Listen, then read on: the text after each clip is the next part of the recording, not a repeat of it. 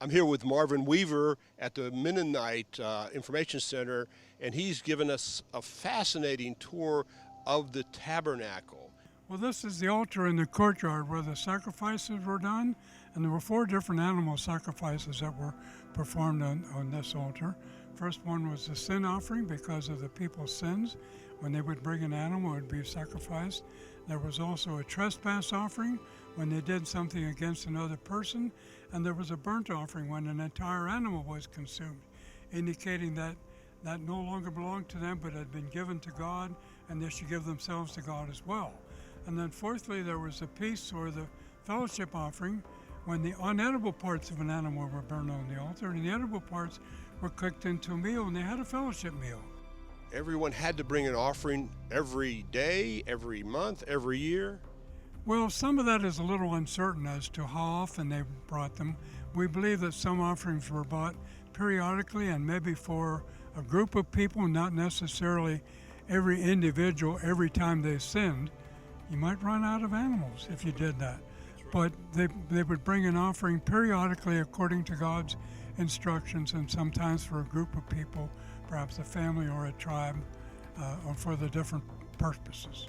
So they bring the offering to the priest, and the priest would bring it, and they'd pray over the altar and put their sins on it. They would confess their sins, yes, on the head of the animal, and then it was believed the animal took on their sins and carried their sins for them. And then the animal gave its life, for it was then slain. And then part of it was burned on the altar. Sometimes part of it became food for the priests. This is representing a priest actually pouring the blood onto the edge of the altar. Sometimes that was done, where blood was poured on the edge of the altar or on the horns of the altar, similarly to when blood was placed over the doorposts at the time of in Egypt, before they left Egypt, indicating that this was to hold back the wrath of God from coming upon them because of their sins. This was called the laver or the basin, and we don't know the size of the laver, but we know it was for cleansing. It was where a priest would come on a day he was dedicated as a priest and take an entire bath for cleansing. Other days when a priest officiated, he would come to the laver first and wash his hands and wash his feet. No priest ever assisted with sacrifices at the altar or entered the tabernacle because he was also a sinful person. He needed cleansing to be in service for God.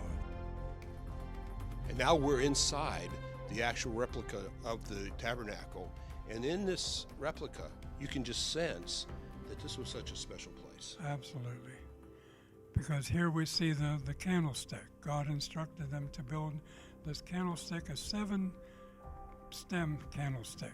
7 refers to fullness or completeness. So the lamps burning continually represented the continual presence of God. Here is the table of shewbread, or the bread of presence. There were loaves of bread here representing the 12 tribes, which remained there all the time, all week long.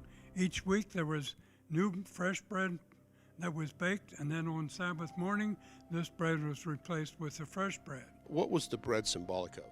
Well, the bread was life-giving and representing the presence of God.